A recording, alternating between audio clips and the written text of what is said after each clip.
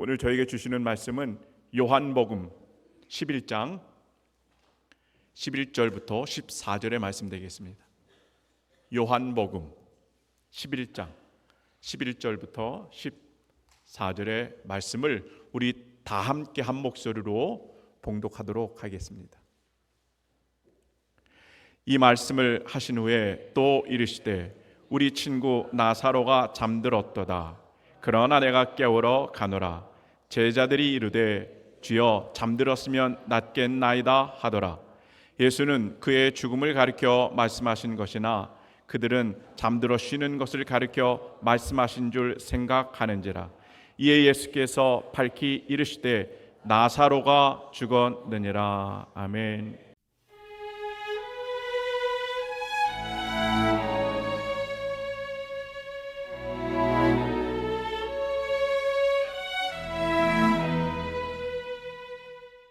저의 집은 불교 집안입니다. 물론 저의 생활은 제 집사람을 만나기 전까지 굉장히 쉬운 말로 잘 놀았습니다. 제 와이프를 만났는데 완전 크리스찬 집안이고 그리고 워낙 모태신앙이고 결혼을 했습니다. 목사님 주례로 결혼을 했습니다. 그리고 제가 이제 교회를 다니기 시작했는데 불교였던 놈이 갑자기 기독교로 바뀐다고 해서 막 하나님을 영접하고 막 하나님께 막 이런 건 없었습니다. 말 그대로 그냥 주일날 교회 가는 거였고 놀러 갈 일 있으면 주일날 빠지고 뭐 성경책도 잘 안 보고 이렇게 굉장히 날라리 통도했죠. 그런 와중에 이제 제가 하나님을 만나게 된 이유는 제 아들을 통해였습니다. 제 아들이 4살 때 열이 났습니다. 갑자기 주일날. 네, 주일날 이제 아이를 데리고 응급실을 갔는데 굉장히 안 좋은 것 같다고 얘기를 하시더라고요. 우리가 봤을 때 90% 이상이 근위영양증 같다고 얘기하시더라고요. 근위영양증. 그러니까 죽는 병입니다. 근육이 없어져서 죽는 병이죠. 불치병이고 그리고 그렇게 죽어가는 아이들이 되게 많았고 저와 집사람은 정말 죽고 싶었습니다. 그때부터 이제 기도 아닌 기도를 시작한 거죠. 하나님한테. 하나님 어떻게 합니까? 이거 제 아들이 제발 살려주십시오.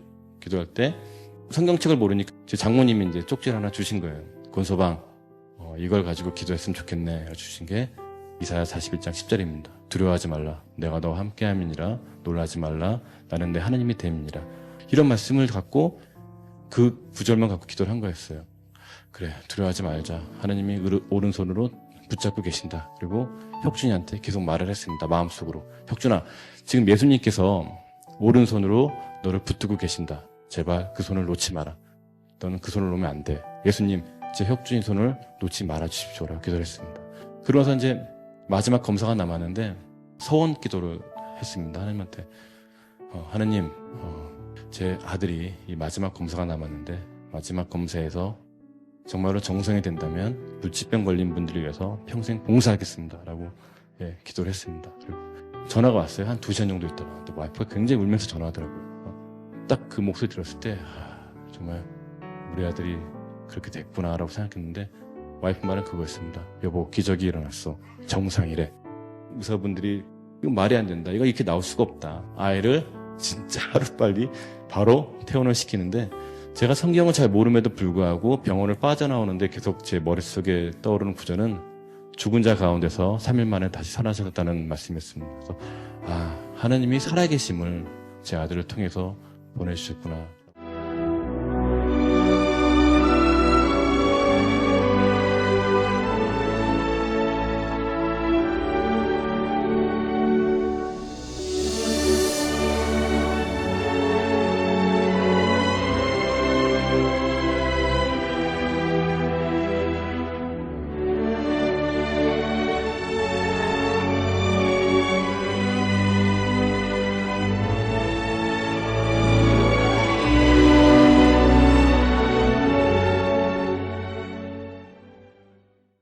마지막 구절처럼 하나님의 자녀가 되는 권세가 저와 여러분 가운데 있기를 간절히 축복합니다.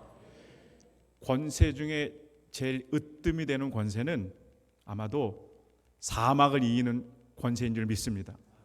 죽음을 정복하는 권세인 줄 믿습니다. 우리 사랑하는 하북의 성도님들 삶 가운데 이 권세가 누려지고 천국으로 영원한 생명으로 날마다 행복한 삶을 이어가는 주님의 귀한 은혜가 있길 간절히 소망합니다.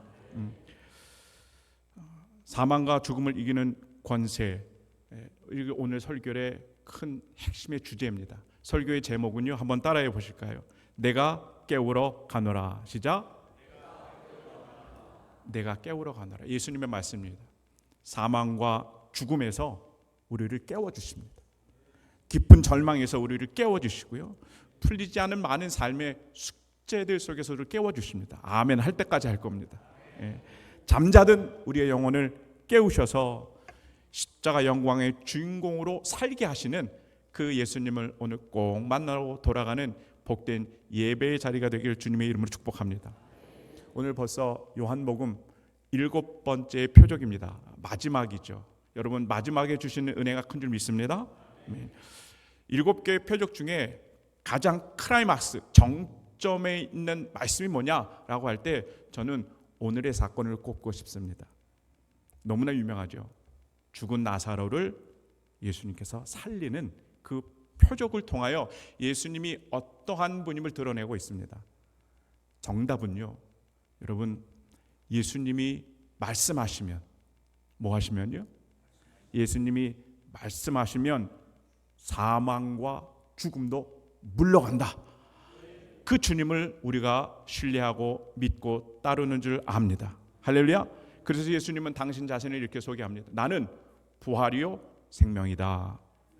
저와 여러분이 그리스도 되신 이 예수님을 부여잡고 신앙생활하는 여정 가운데 사망과 죽음을 이기는 그 권세가 우리에게 주어지고, 날마다 하나님 앞에 복된 삶을 이어가는 천국이 누려지고 영생이 누려지는 귀한 주의 은혜가 있게 하여 있는 복된 삶을 살기 원합니다. 요한복음 11장의 말씀입니다. 이제 베다니에 나사로의 가족들이 소개하고 있습니다. 지도를 보시면 성경에 베다니라고 하는 곳은 두 곳이 있습니다. 첫 번째는 여러분이 보시기에 예루살렘 가까이 있는 베단입니다. 근데 성경의 11장 정도 되면 예수님께서 저 예루살렘 가까이 계시는 베다니 지역에 계십니다. 예수님이 이제 거기 계시는 거고요. 또 요단강 건너편에 베단이라고 하는 아주 작은, 지금으로 말하면 시골 마을과 같은 곳에 이 나사로의 가정이 살고 있는 거예요. 두 베단이, 여러분 꼭 기억해 주시기 바랍니다. 네, 여러분, 이 나사로의 가정을 이야기할 때 성경에서 그 부모님들에 대한 이야기가 없는 걸로 봐서는 아마도 결손 가정인 것 같아요. 때문에 마르다, 마리아, 나사로, 이 세 오누이가 살아가고 있는데 어려운 삶을 살겠죠. 정말 힘든 삶을 살아가고 있을 겁니다. 그런데도 여기에 갑작스럽게 큰 일이 다가오죠. 무슨 일일까요? 나사로가 병이 들기 시작합니다. 근데 그냥 병도 아니고 죽을 병으로 이어져가는 심한 병을 얻어내는 거죠. 이때 누이들이 어떻게 했으면 좋겠을까요? 우리도 때로는 삶을 살 때 예기찮은 많은 문제들이 찾아오지 않습니까? 급박하게 우리에게 그렇게 다가오지 않습니까? 여러분, 이때 내가 뭘 해야 되는지 여러분 꼭 기억하시기 바랍니다. 요한복음 11장 3절의 말씀을 통하여 우리들의 삶의 해드기를 얻기를 원합니다. 우리 3절의 말씀 다 함께 읽어보도록 하겠습니다. 시작. 이에 그 누이들이 예수께 사람을 보내어 이르되 주여 보시옵소서, 사랑하시는 자가 병들었나이다 하니. 여러분, 두 누이가, 마르다와 마리아가 다른 베다니에 계시는 예수님에게 사람을 보냅니다. 그리고 예수님 지금 예수님께서 사랑하시는 나사로가 병이 들었습니다 라고 하는 SOS 구호 요청을 하고 있는 겁니다. 여러분, 이 짧은 한 구절이지만 우리에게 두 가지 측면에서 얼마나 귀한 영적인 메시지를 주는지 모릅니다. 첫 번째는 이겁니다. 여러분, 화재가 났습니다. 어디로 전화해야 될까요? 119, 그죠? 또 응급 환자가 발생했습니다. 어디로 전화해야 될까요? 119, 그죠? 또 범죄를 발견했어요. 어디다 전화할까요? 하나하나 둘. 여러분 꼭 기억하시죠? 이겁니다. 이걸 잘 알고 있어야 되는 거예요. 나사로의 누이들도요, 예기찮은 그런 어려움이 찾아오니까 내 인생의 구조 요청을 어디에다 해야 하는지 정확하게 알고 있었던 거예요. 어디에 대해야 됩니까? 예수님에게 해야 됩니다. 할렐루야. 한번 따라해 보세요. 예수님이 해답입니다. 예수님이 정답입니다. 믿으십니까? 중요한 건 이겁니다. 지금 이 나사로의 누이들이요, 예수님께서 어디 계시는지, 또 다른 베다니 지역에 계신다는 것을 사전에 알고 있었다는 거예요. 때문에 갑자기 사고가 나니까 신속하게 사람들을 보내서 그곳에 계신 예수님께 SOS를 청할 수 있었던 겁니다. 사전에 알고 있었다. 이게 중요한 겁니다. 여러분, 만약에 예수님이 어디에 계신지 모른다면 어떻게 됐을까요? 지금은 전화만 하면 상대방의 동선을 쉽게 파악할 수 있었을 텐데 예수님 당시에는 그렇지 못하잖아요. 그러니까 갑자기 급한 일이 생겼을 때, 위험한 일이 있을 때, 어려움이 찾아왔을 때 예수님이 어디 계신지 모르면요, 예수님이 부어주시는 은혜와 축복에서 거리가 멀어질 수밖에 없더라라고 하는 거죠. 여러분, 우리 사랑하는 하부기 식구들, 날마다 주님이 어디에 계시는지, 주님이 어디서 무엇을 하시는지, 주님의 뜻이 무엇인지를 날마다 알아갈 수 있는 귀한 은혜가 있기를 간절히 축복합니다. 히브리서 4장 16절에 이런 말씀이 있습니다. 그러므로 우리는 긍휼하심을 받고 때를 따라 돕는 은혜를 얻기 위하여 은혜의 보좌 앞에 담대히 나아갈 것이니라. 믿으십니까? 예수님의 은혜의 보좌 앞에 우리가 항상 나아가길 원합니다. 그러면 그 은혜의 보좌가 어디 있는지 늘 영적으로 인지하고 있을 때에 오늘 말씀처럼 때를 따라 돕는 그 은혜가 우리에게 어려움을 당할 때 기회로 주어지는 줄 믿습니다. 아멘. 두 번째는요, 이 3절의 말씀이 누이들이 예수님에게 이렇게 요청하죠. 주여 보시옵소서, 주님께서 사랑하시는 자가 병들었습니다. 이겁니다. 사랑하시는 자가 병들었습니다. 이 말씀은요, 문맥에서 보여주는 표면적인 의미보다 더 깊은 영적인 메시지를 담아내고 있습니다. 왜요? 나사로하고 예수님은 서로 뭐 하는 관계예요? 사랑하는 관계입니다. 저와 여러분도 예수님과 이렇게 사랑하는 귀한 관계가 있게 될 줄 믿습니다. 아멘. 사랑하는 관계예요. 이것을 너무나 그렇게 깊은 사랑을 나누다 보니까 옆에 있는 누이들도 인정하는 거예요. 저 나사로하고 예수님은 깊은 사랑을 하고 있구나 하고 누이들도 인정할 수 있는 그런 관계라는 거예요. 뿐만 아닙니다. 오늘 본문의 34절과 35절에 보면 이르시되 그를 어디에 두었느냐 이르되 주여 와서 보시옵소서 하니 예수께서 눈물을 흘리시더라. 이렇게 기록합니다. 나사로의 무덤에서 예수님께서 눈물을 흘리시는 거예요. 이 눈물이 어떤 의미일까요? 나사로를 사랑한다는 겁니다. 여러분, 이 사랑의 눈물이 이제는 나사로에서 저와 여러분에게 향하고 있음을 꼭 믿음으로 받아들이길 간절히 소망합니다. 사랑하기 때문에 눈물을 흘리는 거죠. 우리가 부모로서 자녀들이 눈물 흘리면 부모님들 눈에서는 뭐가 나요? 피눈물이 나요. 사랑하기 때문에 더 아파하는 겁니다. 우리의 예수님이 이런 예수님입니다. 우리의 아픔을 함께 아파하시고 함께 고통을 당하시고자 하나님이 인간이 되셨다는 거예요. 그 예수님께서 십자가의 모든 고통을 다 받으시고 죽으시고 부활하시고 승천하셔서 지금은 어디에 계실까요? 저 멀리 있는 우주에 우리도 인지하지 못하는 그곳에 계신 게 아니라 지금 저와 여러분의 가장 그 근접한 거리에서 우리들의 삶의 가장 그 옆에서 사랑의 시선으로 그 눈물로 우리와 늘 함께 해주시는 분, 그분이 우리 주님 예수님인 줄 믿습니다. 아멘. 사랑으로 늘 격려해 주시는 분이에요. 여러분, 우리가 때로는 아파하고 힘들어할 때 예수님의 사랑의 이 메시지를 꼭 좀 받았으면 좋겠습니다. 예수님께서 여러분에게 어떤 메시지를 주세요? 저는 설교를 이어가면서 한번 따라해 보실까요? 나는 너밖에 없어. 예수님께서 이런 말씀하시면 여러분 얼마나 좋을까요? 나는 너밖에 없어. 예수님의 마음속에 여러분밖에 없습니다. 여러분밖에 없습니다. 여러분, 늘 예수님에게 우리는요, 어떤 존재입니까? 넌 하나밖에 없는 소중한 나의 존재다. 이 세상의 어떤 것과 바꿀 수 없는 그런 귀한 존재라고 하는 것을 늘 날마다 그 시선으로 우리에게 다가오시는 예수님을 받아들이시고 그 사랑의 시선을 느끼시며 행복하게 신앙생활하는 우리 사랑하는 하부기 식구들 되길 바랍니다. 저희 딸이 이제 지금은 이제 대학교 4학년인데요. 막 기어 다닐 때 잘 돌본다고 돌봤는데 어쩌다가 보니까 뜨거운 커피포트가 넘어져서 그 뜨거운 물이 허벅지하고 다리에 다 흘러내린 거예요.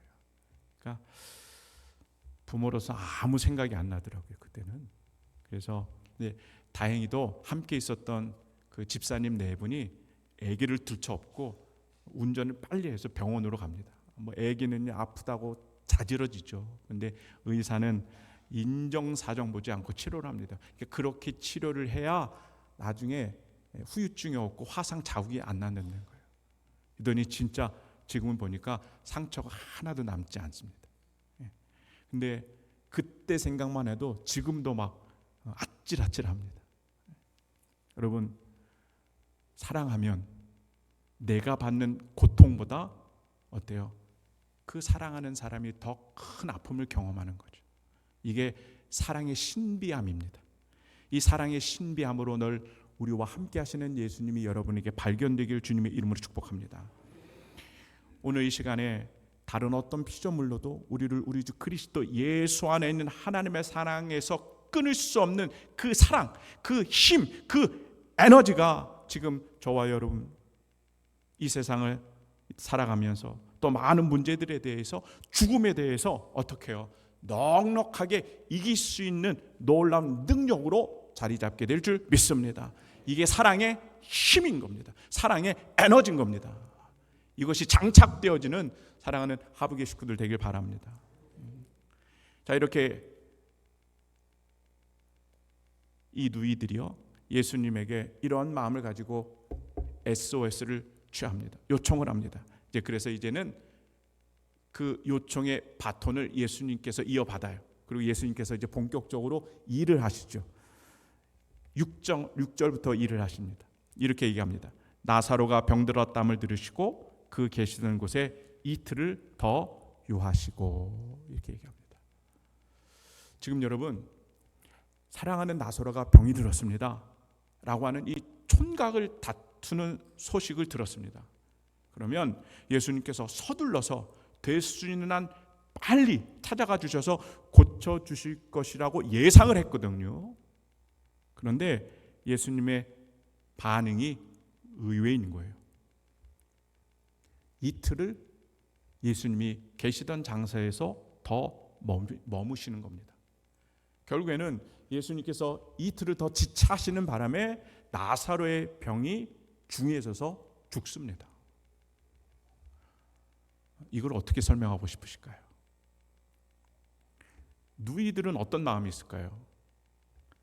예수님이 오신다라고 하는 이 기대와 소망이 예수님이 안 오시는 그 시간들로 이어지면서 처절한 그 소망들이 다 무너지는 삶의 자리. 이틀이라고 하는 시간이 얼마나 애간장이 타는 시간들이었을까요?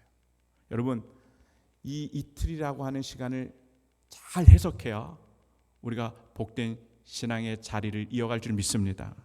신앙생활에 정말 중요한 내용입니다. 이와 관련된 구절이 요한복음 11장 4절에 있습니다.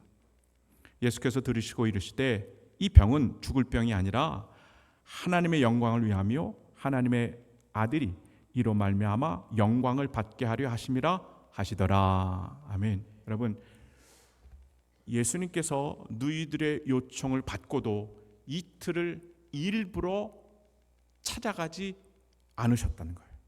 그리고 결국에는 나사로가 죽었는데 이 모든 과정을 통해서 하나님의 영광이 되어진다라고 하는 거죠. 조금 더 설명을 부연하자면요, 예수님께서 이틀을 더 머무시고 예수님이 계신 곳에서 나사로의 무덤까지 걸어가시는데 이틀이 소요가 됩니다. 그러면 총 며칠이 소요가 되죠? 4일이 소요가 되는 거예요. 4일이. 자, 근데 이때 유대인의 죽음에 대한 이해가 좀 있어야 됩니다.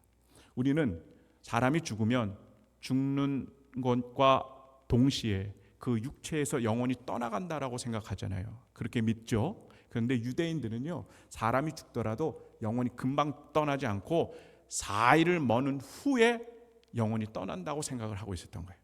이게 유대인들이 갖고 있는 죽음에 대한 사고입니다. 여러분, 이런 사고를 갖고 있는 유대인을 향해서 예수님께서 만약에 나사로가 죽고 곧바로 찾아가서 나사로를 살려내신다면 어떨까요? 예수님이 보여주신 이 표적의 진정한 의미를 100% 이해하지 못했을 겁니다. 그래서 예수님은 기다리셨던 거예요. 철저하게 죽은, 그래서 썩어서 냄새가 나는 그 나사로를 살리심으로 자기 자신이 나는 생명의 주관자다, 나는 생명의 주인이다 라고 하는 것을 입증하고 싶으셨던 겁니다. 이때 필요한 시간이 이틀이었던 거죠. 이 이틀이라고 하는 시간이 하나님의 영광을 위한 기다림의 시간이라는 거죠. 반면에 우리 누이들에게 이 이틀은 어떻게 받아들여졌을까요? 기대하던, 학수고대하던 그 예수님이 안 오시는 이틀입니다.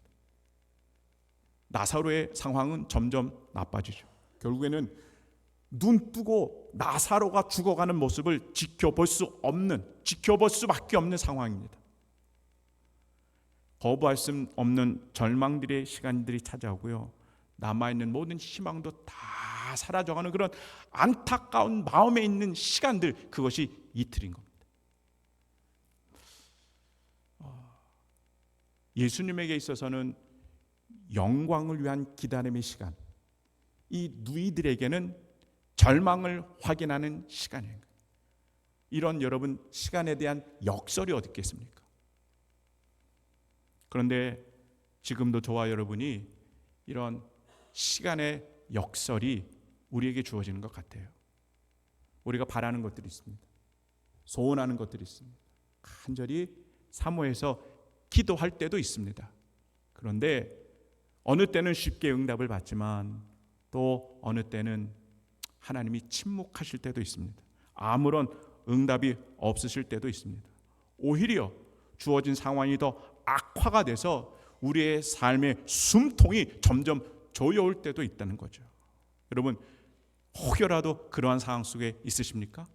오늘 말씀을 통해서 우리의 삶을 역설적으로 이끄시는 그 주님의 손길을 의지하시길 주님의 이름으로 간절히 축복합니다.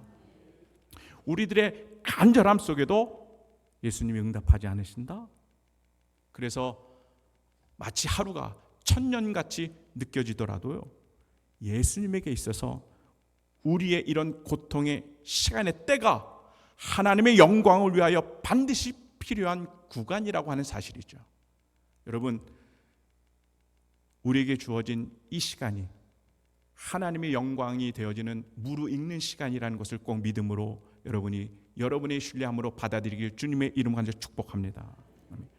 때문에 우리는 우리의 시계, 우리의 시간표를 다 내려놓고요, 우리 인생과 가정과 자녀들을 향한 하나님의 시간표를 인정해야 하는 삶의 모습이 될 줄 믿습니다.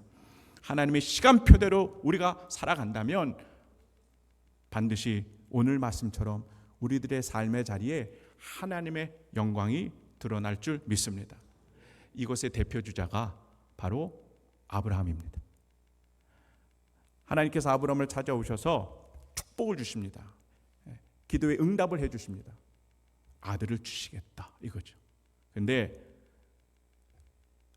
인간적인 모든 소망이 다 끊어진 25년이 지난 이후에 아브라함이 100세에 그 축복을 얻어냅니다. 25년 동안 아브라함이 어떻게 견뎠을까요? 아브라함에게 있어서 이 25년이라는 하나님의 시간표를 여러분 어떻게 견뎌낼 수 있었을까요? 그 힘이 뭘까요? 그것은 오직 믿음입니다. 할렐루야. 오직 믿음.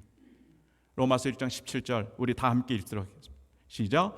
복음에는 하나님의 의가 나타나서 믿음으로 믿음에 이르게 하나니 기록된 바 오직 의인은 믿음으로 말미암아 살리라 함과 같으니라. 아멘. 의인은 뭐로 살아요? 오직 믿음으로 삽니다. 우리 사랑하는 하부의 식구들에게 신앙의 여정 속에 하나님의 약속하심과 또 우리의 기다림이 지체가 되거나 지연이 될 때가 있습니까? 또 그런 어떤 긴장감 속에서 우리가 살아가십니까? 또 하나님의 약속과 그 은혜와 축복이 우리 삶 가운데 더디게 이루어지고 있습니까? 절대 여러분 포기하면 안 됩니다. 그리고 오늘 말씀처럼 오직 믿음으로 살아가시기 바랍니다. 그러면은 결국에는 마지막에는 가장 좋은 것으로 우리에게 함께 하실 그 주님이 나타나시는 줄 믿습니다. 그 주님을 신뢰하시며 하나님을 믿는 의인으로 오직 믿음으로 살아가시는 우리 삶의 여정이 되길 간절히 소망합니다. 이러한 역설적인 시간이 채워지면서 드디어 하나님이 예수님께서 이제 표적을 보이십니다. 이게 43절과 44절인데요. 이 말씀을 하시고 큰 소리로 나사로야 나오라 부르시니 죽은 자가 수족을 베고 동인채로 나오는데 그 얼굴은 수건에 쌓였더라. 예수께서 이르시되 풀어놓아 다니게 하라 하시니라. 아멘. 예수님께서 나는 부활이고 생명이다 라고 하는 것을 보여주시는 너무나 귀한 말씀입니다. 예수님께서 죽어있는 시체에게 나사로야 나오라 이렇게 말씀하시죠. 한번 이 말씀을 저희도 한번 따라해 볼까요? 우리 삶 가운데 점점 연약해지는 상황들, 점점 희망이 사라지고 점점 죽음과 같은 그 상황들 여러분 기억하시고 예수님의 말씀처럼 한번 시작하면요, 나사로야 나오라 이렇게 한번 선포하시기 바랍니다. 시작. 나사로야 나오라. 할렐루야. 여러분이 이 선포되어진 말씀대로 우리들의 현실로 그 축복이 이어질 줄 믿습니다. 아멘. 예수님이 부활이고 생명입니다. 그리고 예수님이 그 자체가 부활이고 생명입니다. 근데 예수님께서 말씀으로 그 죽어있는 육체 가운데 또 죽어가는 우리들 삶 가운데 들어가시면 어떻게 하시면요? 들어가시면 그곳에는 생명이 살아납니다. 그곳에는 부활의 기적이 일어날 줄 믿습니다. 때문에 뭐가 중요합니까? 말씀 가운데 역사하시는 하나님을 발견하는 게 중요합니다. 여러분 이것을 조금 더 디테일하게 보여주는 선지자가 있습니다. 에스겔 선지자잖아요. 에스겔 하루는 하나님께서 에스겔아 부르십니다. 그리고 에스겔을 이렇게 인도하시는데 어디로 가시느냐? 죽은 뼈들이, 마른 뼈들이 가득한 골짜기로 데려가셔요. 다 죽음입니다. 생명은 찾아볼 수가 없는 거예요. 그리고는 이렇게 말씀하시는데 에스겔서 37장 5절을 다 함께 있습니다. 시작. 주 여호와께서 이 뼈들에게 이같이 말씀하시기를 내가 생기를 너희에게 들어가게 하리니 너희가 살아나리라. 아멘. 여러분 하나님 여호와의 말씀이 들어가니까 이후에 성경의 기록을 보면 죽은 뼈들이 더그럭 하면서 맞춰지기 시작했다는 거예요. 전 천국 가서 이 장면을 다시 한번 재방송으로 보길 바랍니다. 뼈들이 맞춰지는 거예요. 거기에 힘줄이 생기시고 살들이 막 차오르면서 살가죽이 덮이면서 성경에 보니까 하나님의 지극히 큰 군대가 되었더라. 할렐루야. 네. 너희가 살아나리라. 이 말씀대로 되는 거죠. 여러분 이게 하나님이 말씀 가운데 행하시는 기적인 줄 믿습니다. 우리 사랑하는 하부의 식구들 또 삶과 가정과 자녀들의 모습들마다 이 능력의 말씀, 생명의 말씀, 부활의 말씀 이것이 여러분 삶 가운데 침투에 들어가셔서 오늘 표적을 통하여 드러난 예수님 부활하고 생명의 주관자 되시는 이 예수님과 복된 축복된 삶을 이어가는 귀한 삶의 여정이 되길 간절히 소망합니다. 아멘. 오늘 설교를 좀 정리하도록 할게요. 카일 아이들먼이라고 하는 목사님이 쓴 책이 있습니다. 카일 아이들먼. 근데 어떤 책이냐? 나의 끝 예수의 시작이라는 책입니다. 책 제목이 너무 재밌어요. 은혜입니다. 한번 따라해 보실까요? 나의 끝 예수의 시작. 시작. 나의 끝 예수의 시작. 아마 목회 상담을 하는 목사님이세요. 근데 오늘은 브라이언이라고 하는 한 분을 이제 상담을 해야 됩니다. 근데 이 브라이언에게 아픔이 있어요. 어떤 아픔이냐? 난지 18개월 된 아들이 몇 주 전에 먼저 하나님 나라에 보내는 아픔을 가졌습니다. 이런 아픔을 가진 사람들에게 어떠한 말로 위로가 되겠습니까? 기도하면서 이 브라이언의 전화번호를 누릅니다. 전화를 받아 여보세요. 그러면서 이제 목사님하고 상담이 이어져 가는데 두 가지 말이 큰 충격을 받아요. 첫 번째는 뭐냐면요. 목사님, 내가 아들을 죽였습니다. 이렇게 얘기해요. 내가 차를 후진하다가 뒤에 있는 내 아들을 못 봐서 치이게 했고 그 아들이 죽었다는 거예요. 이 목사님이요, 이런 이야기를 듣고 나서는 뭐라고 상담을 이어갈 수가 없는 거예요. 그냥 가슴이 먹먹해서 아무 소리도 못하고 있는데 그때 또 한 소리가 이 브라이언을 통해서 이야기합니다. 근데 목사님,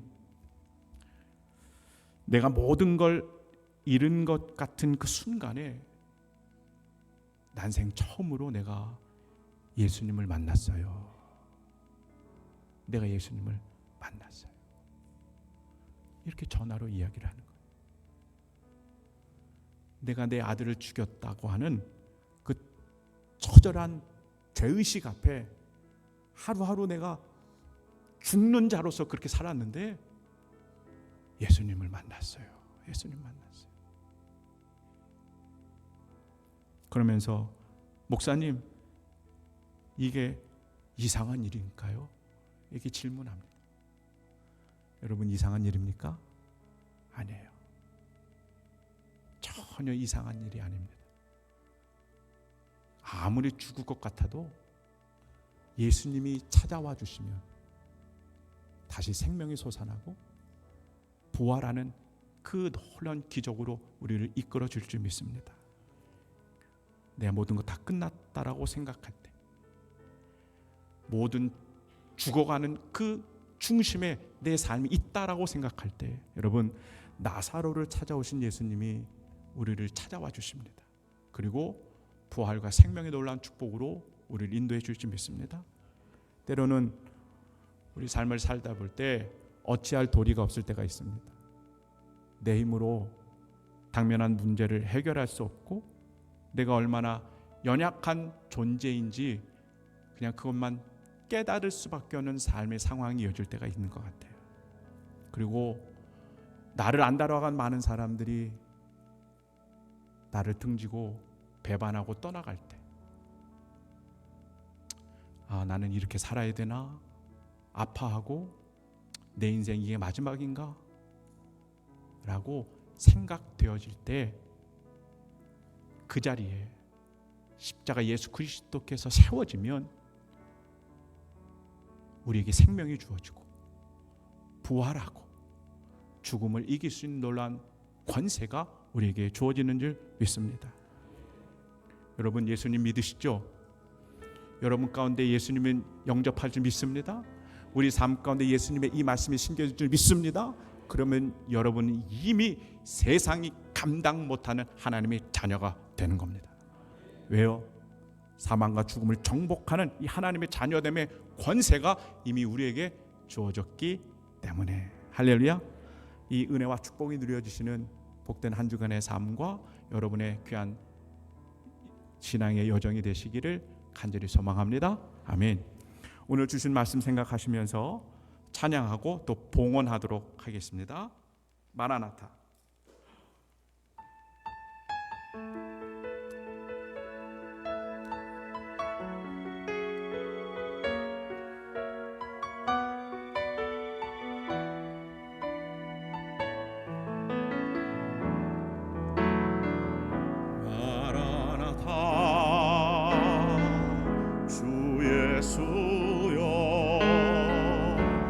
어서 오시옵소서. 땅의 모든 끝 모든 족속 주를 찬송하게 하소서. 마라나타 마라나타 주 예수여 어서 오시옵소서.